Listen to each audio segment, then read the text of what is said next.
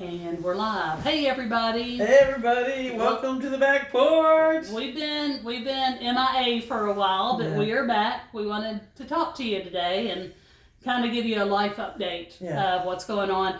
If you know us in real life, you know. But if you're not a real life knower, you might not know. My brother died on Mother's Day. Suddenly. It was not really expected, and that's just kind of put a kink in my world and Mary's world too. Mary is she was not born from my mother, but pretty close. She's adopted in, so it's been a rough couple of months, and honestly, it's been just I don't know how I'll get through today. Every time we went to record. Either me or her, we're just not in the mental space to do it. But we're here today because, we started this and we always promise to be transparent, right? Yeah. And share truths and I don't know. So we finally are able, I think, to talk about it maybe a little bit and get through it. We're going to talk about grief appropriately and... Yes. Yeah, a lot of people have been missing the podcast. Yes, and I've noticed. I mean, that's been encouraging. It has, and thank you. We have been wanting to get back on. Yeah. It's just been every time we've gotten together to record. It's just I'm having trouble finding words right now, and it's not usually something I have trouble doing. I like to talk, but it's just been hard to process, and it's still very new and it's still very raw, and it's just been a lot. So we're gonna get through this today. We're gonna talk about my brother a little bit, kind of that journey and just the stages of grief, because unless, like I said earlier, unless you're born and die on the same day, you don't get out of this world without some sort of grief and losing people you love. Yeah, can I start us off? Oh, no, we can't, because I was going to read my poem that I wrote. Is it on Facebook? Yeah. All right, let's When the Giants Fall. And I think that'll kick us off doing something really... All right, Mary's going to her Facebook. Sorry, y'all. That's okay. We're just raw today. We are. But this episode is dedicated to my brother Duel. Yeah. My nephew DJ. We lost him in November of last year. And they were father and son. We miss you both. We love you both. We're continuing on in life. Life is still beautiful. And but it's a little less now that they're gone. Yeah, the sun doesn't shine quite as bright, knowing that you're not on this side with us anymore. But wherever you are, I believe there's happiness. That's just what I believe. I believe you are together and happy. Probably on a fishing bank, fighting over who's got the biggest fish. Would be my guess. And DJ going like this. Yeah, that's for you, DJ Mendel. And if you know what that means, you know what that means. Hey, you got the poem, Mary? I do. All right, good. I'm gonna take a drink of water and. Yeah, we had lost so much, and I started noticing over, DJ and Duel, and then I've had. Like great aunts and uncles pass, and people that I didn't see every day, but it's just those people that you saw when you were young that were so, Right. And so anyways, I wrote this, and I think it applies to everybody who's lived a little while. So, here we go. When the giants start to fall, the ones whose shoulders we sat on to be tall, the ones that we thought knew it all, and one by one slowly they begin to fall. At first it's shock, and then it's fear. Who will soon be gone that is still here? The ones we've held in such high regard. The ones that in our childhood starred. The heroes of our yesterdays. They break our hearts as they start to fade. So many that I wish I could call. It's so hard when the giants start to fall. The ones who led us by the hand. The ones who helped us carry life's demand. The ones who stood so tall. The ones who we thought could never fall. And when we begin to lose those who were there through it all. When we see our giants fall, we try our best to do more than crawl. trying hard not to just sit down and bawl. When we start to come to terms with death, being thankful for those that are left, but no matter how strong and no matter how tall, every giant must someday fall. Sorry.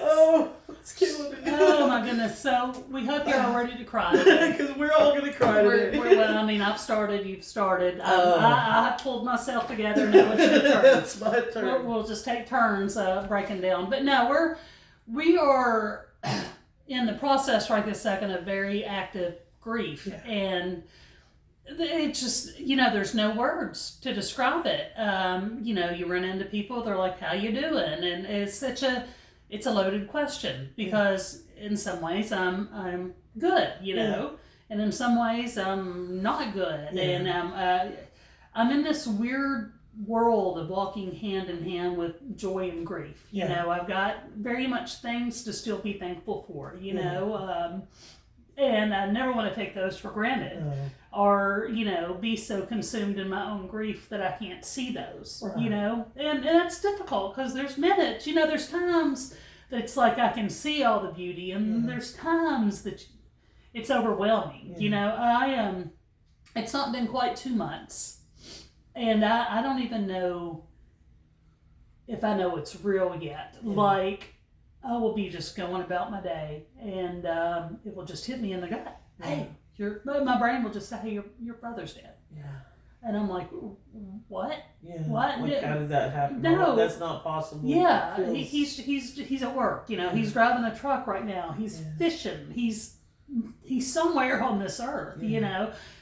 And I don't know. I looked up the stages of grief, and I don't know if that's what bargaining is. I think so, maybe. I can't bargain with the creator of the universe to bring me back, so I know that's not. I don't know if I'm bargaining with my brain, or if I'm still in denial. I mean, I don't know. I know grief is not linear. No, we talked about that. It's people look at the 7 stages and think, "Okay, this, and this," but it comes and goes. Like, 1 minute you can accept it, and the next minute you're in denial again. You know what I'm saying? And it's okay to go crisscross all around that. There's no straight line to grief. You're gonna feel what you're gonna, and that's one thing. Allow yourself to feel it. We talked about throughout this podcast, but when somebody dies close to you, I think we feel like trying to keep it all together. Yes. But there's no reason to do that. Like, I know you have to work and stuff, but letting that stuff out is natural and normal and needed, It is, and I tell you, there's times that even if it doesn't feel natural to let out, it's going to come out. Yes, you've got to compartmentalize. I get that. There's times, but when you're fresh in it, sometimes you can't help it. I'll tell you, my son had an orthodontist appointment a couple of weeks ago, and we're back there, and he's in the chair, and I'll lean back, and I'm watching him, not thinking about anything, nothing. I'm just kind of listening, and through the music on the radio, speaking of the devil, he's coming through and waving at us, summer vacation, but through the music playing through the radio, some 80s music was playing, and I love some 80s music, and it wasn't a sad 80s song. I couldn't even tell you what it was. It was one of the more, upbeat ones, bebop. But anyway, my brain started going back to the 80s. Yeah. And my brain also went back to, childhood. And anyway, it just started going down a rabbit hole. And before I know it, I'm sitting here in the orthodontist office, and I can feel like the lump in my throat. And I'm like, "No, Kim, bring it down. So I swallow, and then I can feel the tears coming up in my eyes, and I'm like, I'm about to lose it in the orthodontist office. But I pulled it together, but I couldn't help, like, tears were coming down, and I had my phone like this, and I was just, trying to play it off, and I noticed, like, one of the workers probably saw me, and I was just like, ignore me. She did, thank God, because I couldn't have said the words in that moment without just breaking down. There's moments I can say, I've lost my brother, I lost my nephew, but there's moments that I can't, and that was one of those moments. And I think what you're saying is part of what I felt the stillness. It's in the stillness is when it all kind of sinks Yes. in. I noticed we went to a yoga class yesterday at the gym I go to, and at the beginning they're always like, just stop, clear your mind, and relax. And immediately when I did that, I felt tears coming. Yeah. And I'm like, whoa, hold on, where is all this, you know? But it's just in that being still that all those emotions can come in, and you're not hiding from them, and you're not, and in those still moments, I think when it's hardest to keep it together, because you don't have so much keeping your focus, you know? And Most definitely. Yeah. I if I am doing things to keep me busy, like I've gotten into making. My parents have made right there jewelry out of silverware for well over a decade. yeah, And I decided, I was like, I just, and I'm not crafty. I'm not, I mean, anyone who knows me will laugh when they hear that I'm doing this, because Kim and crafts don't go together. But I was like, this will be a way, even though if I never do anything with it, I'll know their tradition. I can say, I learned how to do that. Well, and she's doing good at it. And Don't let her fool you. I ended up falling in love with it, Yeah. and I have a good time. It's been good for me, and so I think it's been good for my parents also, because we talk shop. I take my products over for inspection because I'm their apprentice. But saying all that to say, when I'm out there working, I am concentrating. I'm thinking of things, but when I come back in the house and it's summer vacation and I've got a little preteen, and part of his summer is staying up all night and living his best life and sleeping most of the day. He doesn't do it every day, because I do make him get up and get some vitamin D 2 or 3 days a week at least. But anyway, on those days when I'm done out working in the garage and I'm coming in here and just doing the mundane things around the house, that's when it hits. Yeah. Because I have nothing to concentrate on. No distractions. Now, I mean, it does not take a lot of brain power to vacuum a floor or do dishes. Right. And that's when it hits. And I feel very alone in those moments. Like, it's just, it's overwhelming, because it's just, you play scenarios in your head. And my brother and I had a complicated relationship. It was not always sunshine and roses. When he passed, we were on very good terms, and I'm thankful for that, but relationships are complicated, There's very few people in the world that you don't have conflict with at some time or another. We were both stubborn. I'm still stubborn, and it would cause, but anyway, I'll think of things and I'll be like, well, I wish, if I could go back in time, or, I wish things could be different. And then, when you realize that you're just wishing for dead ends, at least on this earth. I don't know if there's a parallel universe somewhere where it's all working out right. I don't know how any of that works out. Yeah. But, I can relate to what you're saying. Like, I think anytime someone dies, it just, you think of all the what ifs, and if I had only, and well, my dad and me had a complicated relationship, and before he died, he moved back to Nashville. He had lived in Oklahoma for a long time, and we got time to make amends. Yeah. And it was beautiful, and I'm very thankful for it, but there was a time when I felt God was leading me to pray for him, and me and my dad spiritually had a lot of friction, a lot of anger, and so it didn't work out well. But I felt God lead me to pray for him, and I didn't.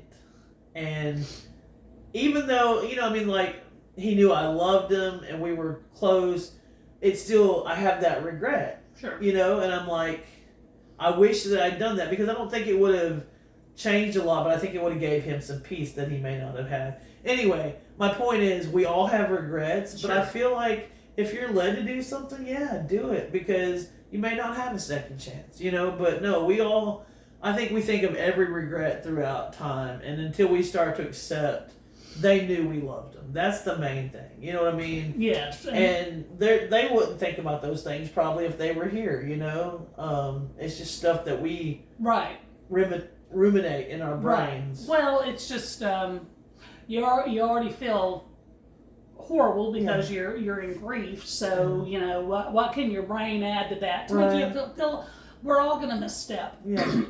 in life. I mean, that's being human. Yeah. You know, show me a perfect person. There's not. Right. Yeah, they you know, don't exist. I haven't met them yet. No, You know, you won't. I won't.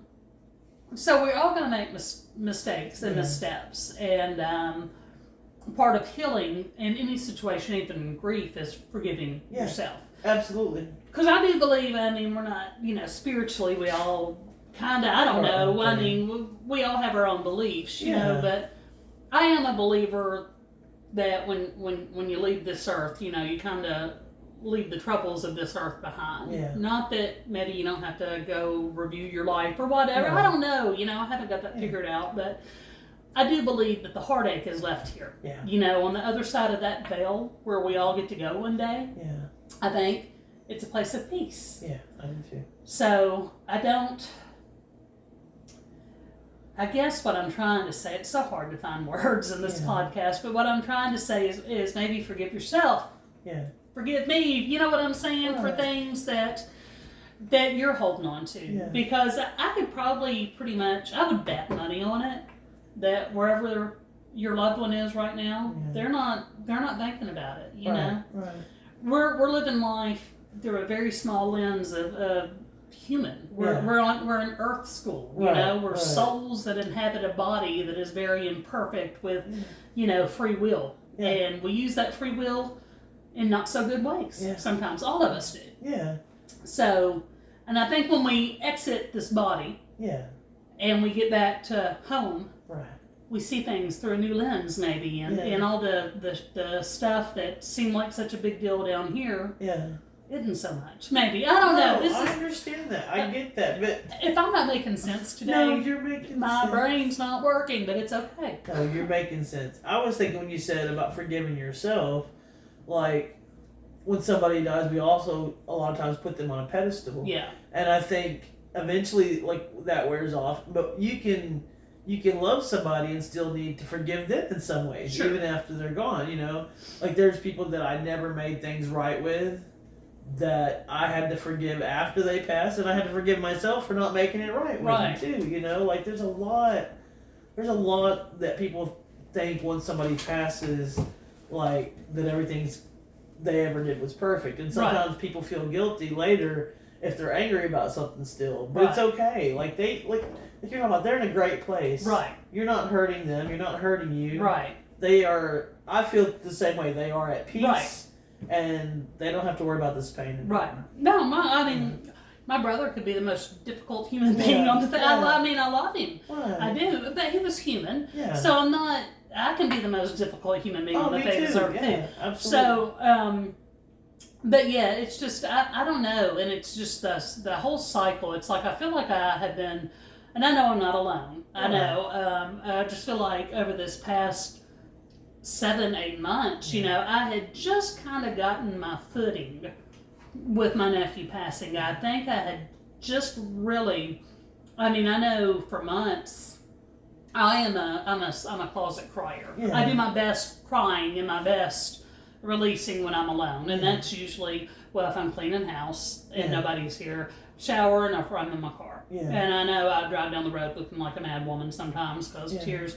And I know for months after DJ passed, I would get in my car and it would just, grief would hit, and I would release it and just, you know, why, just trying to figure it all out. And I had finally was getting to a place, not that I still think of that boy, if I see a picture or a Facebook memory, it kicks me in the gut still. But I was getting to a place of, okay, I'm accepting, I think. I'm getting to a place of accepting that he's gone. And as I was getting there, and I don't know that I was completely there, the rug gets swept out again. And it's like I've had to, almost in some ways, put the mourning of my nephew a little bit on the back burner, because the mourning of my brother is so much fresh, and really they're just combined on top of one another. It's just, and it's an impact.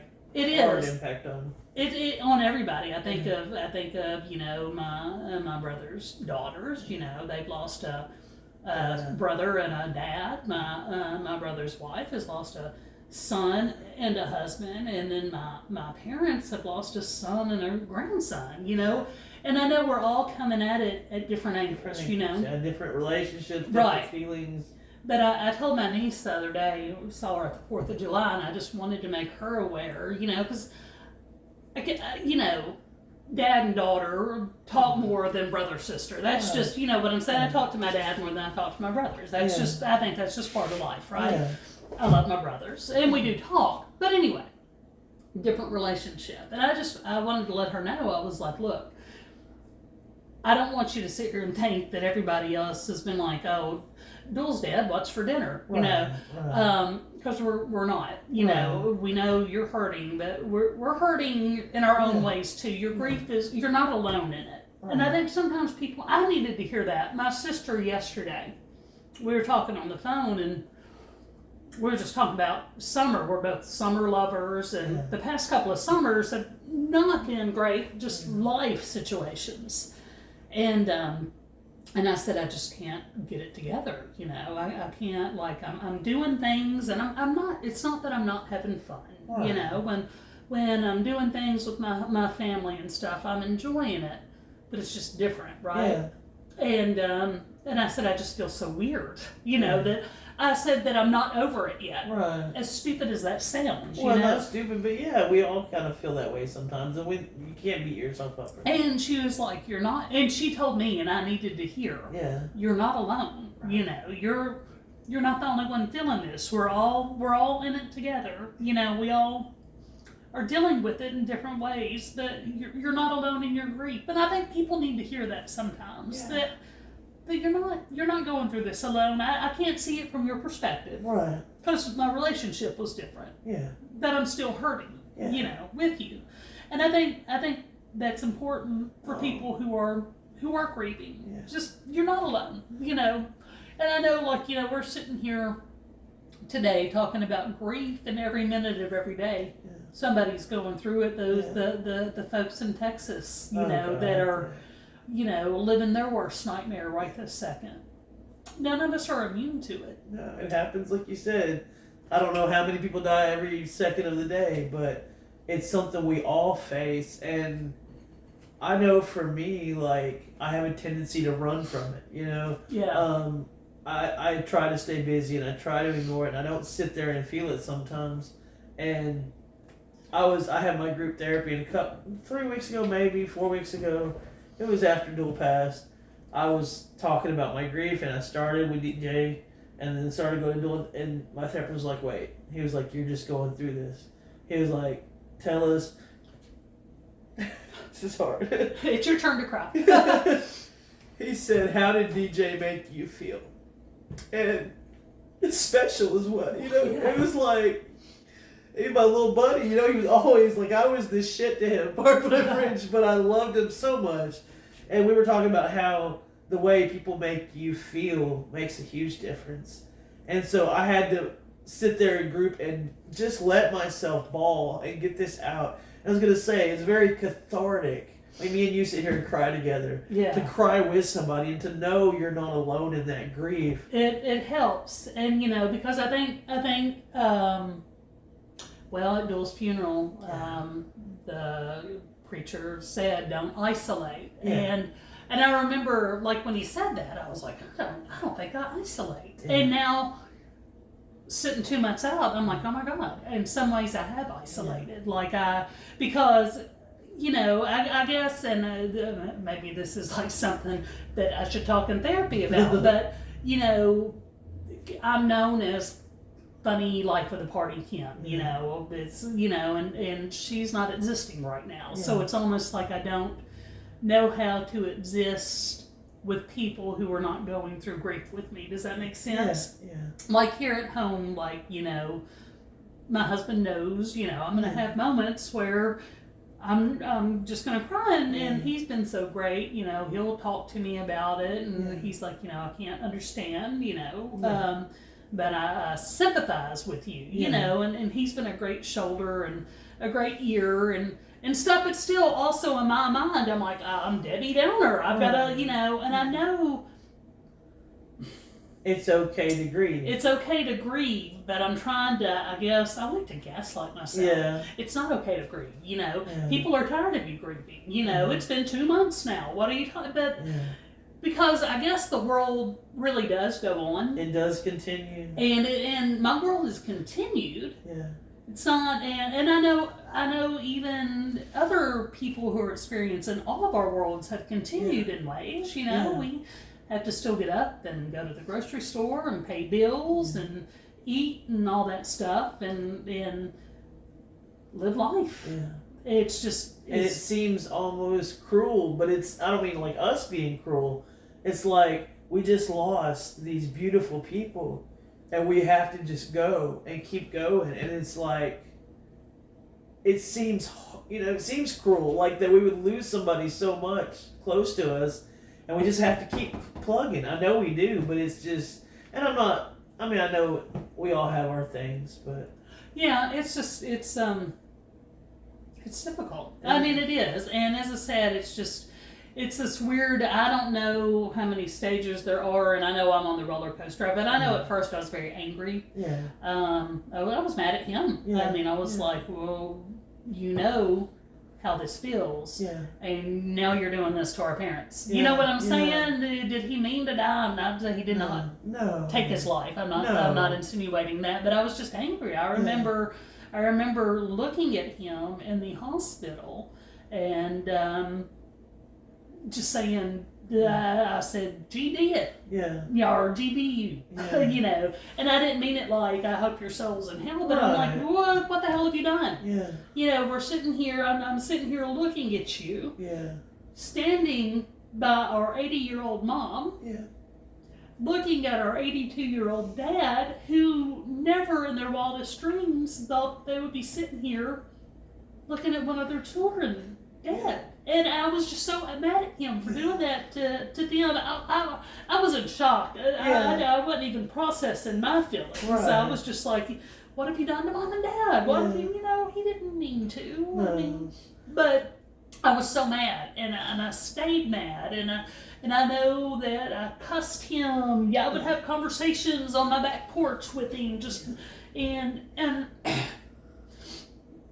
I guess I got over the anger, honestly. I remember, I just showed you, his son died in November. Yeah. And on Christmas Eve, our whole family gets together. It's just a big, beautiful holiday full of chaos and all that. And, first holidays are hard. And this was, of course, very fresh. DJ had been gone barely a month. And anyway, I remember Duel walking up, and he had this, we've all got one, a heart, a precious little heart picture with DJ's graduation picture in it, his senior picture. And I remember him handing me that picture, and I just remember looking at the hurt and heartbreak in his eyes, and it was just, it was crushing. And I mean, and it brings back memories like of how I felt when we put my little girl in the ground, and I know I didn't have years of memories to process either. In some ways it was cleaner in that aspect,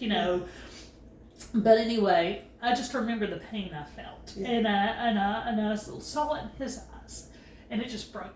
I was like, there's nothing I can do to fix it.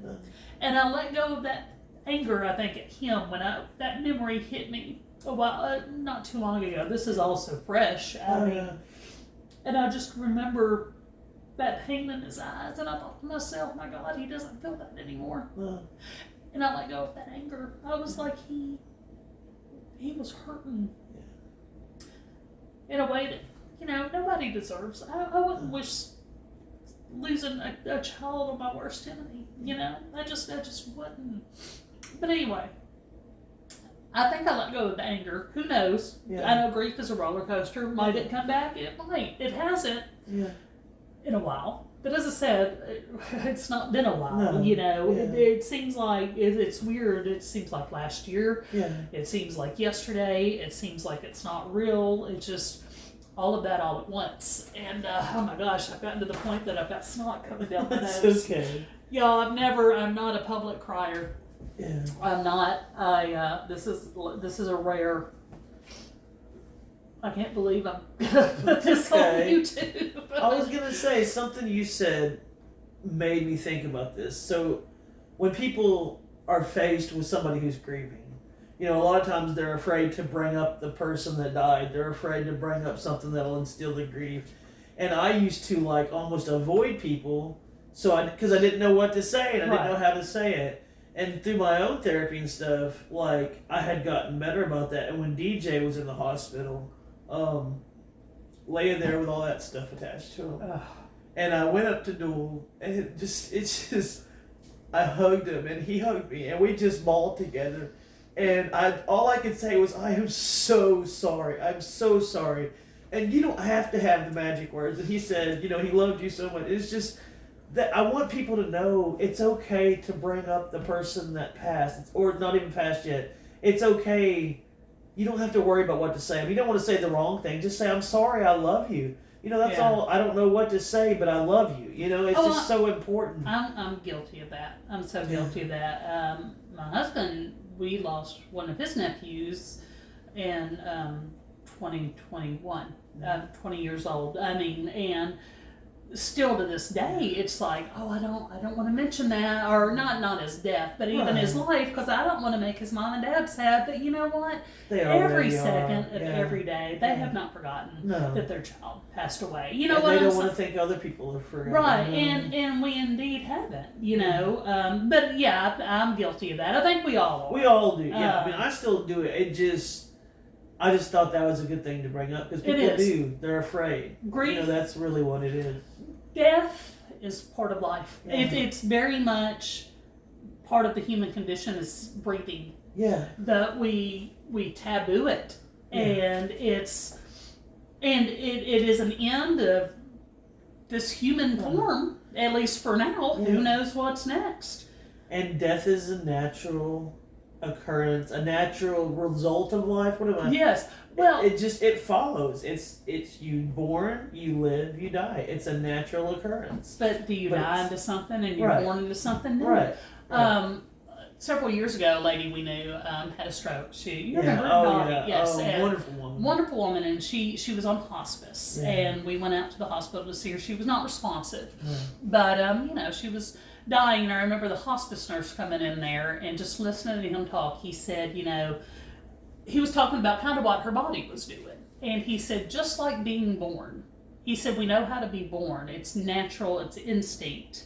When the time is right, your body knows what to do and how to come out of the birth canal and all that. And he said, very much in death, your body knows what to do because you're being born into something different. Yeah. You're leaving this and going somewhere different, and your body knows how to do it. Death is, I'm going to die one day. Mary's going to die one day. This plant, which I can't believe is still alive, I love it, will die one day. Yeah. I mean, it's everything is meant to, and we make it such a taboo subject. Yeah. And it's not an easy subject. No. I mean, no. Does anybody want to talk about death all the time? No. Absolutely not. I've had enough of it. I hope I do not have to go to another funeral for 20 years. You know what I'm saying? Yeah. It's been a lot. Yeah. But I don't know. It's we're gonna get through, and we're back. We're not going to be back next week because we're on vacation. True. But we had to get this one recorded. Yeah, it was time. Yeah. And thank you for listening. Yeah. We got anything else to say, or I mean? I was gonna say something and I forgot. Well, we'll say it because I just feel like I'm recycling myself. Well, we were just talking about like the plants die, the trees die, everything will meet an end. But you were talking about being born into something new. I want to leave everybody with that hope. Because we may disagree on what we believe but there is something after this. And I know you feel that way too. I don't think who we are inside ever goes away. No. We move on to something different, and I think something better and more peaceful. And there's always hope, even in death. There's hope, and it brings other people together sometimes, it can be beautiful in its own way. It can, and I'm not, and I don't care what, if you're religious, not religious, or whatever, because I just believe, well, it's proven, it's scientifically proven, we're energy. Right. And energy doesn't die. It only changes. It can't be created. Right. Well, I guess something did create it. The creator created it, but it can only change form. Yeah. But it doesn't die. Right. So I believe my own personal beliefs is I believe that we are a soul encased in a body. Yeah. And we're not really our body. We think we are Right. because that's what we're driving. That's what our soul's driving on. Yeah, and when we die, our soul doesn't. Right. It just exits this body, and our body dies. Yeah. But we go on to whatever is next. Yeah. And who knows? I try to figure that out, and I have Right. about 1 million different theories. And Yeah. I know there's books you can read, and there's 1 million different religious texts, Yeah. and everybody's got to figure out what resonates with them, Right. you know. And Yeah. it's not for me to judge it, No. and it's not for me to tell you you're right or wrong, Right. you know. Exactly.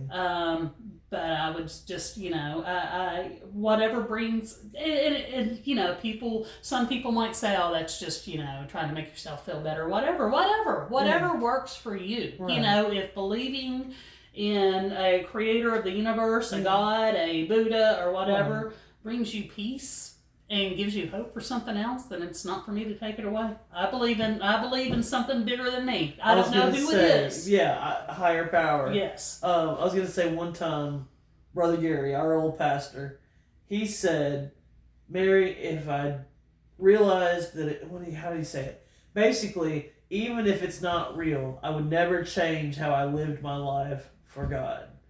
And I feel like that, not necessarily the way or whatever, Right. but just like That's something that brought him peace. It brought him peace. Yes. And even if it's not real, would I change? You know what I'm saying? If I found out at the end that it wasn't real, no, because this belief I have has led me through life and brought me peace and hope and joy. And I 100% believe it's true. I'm not saying that. Right. But yeah. I believe I hope I'm something's not true. mumbling. No, I mean, I don't know. I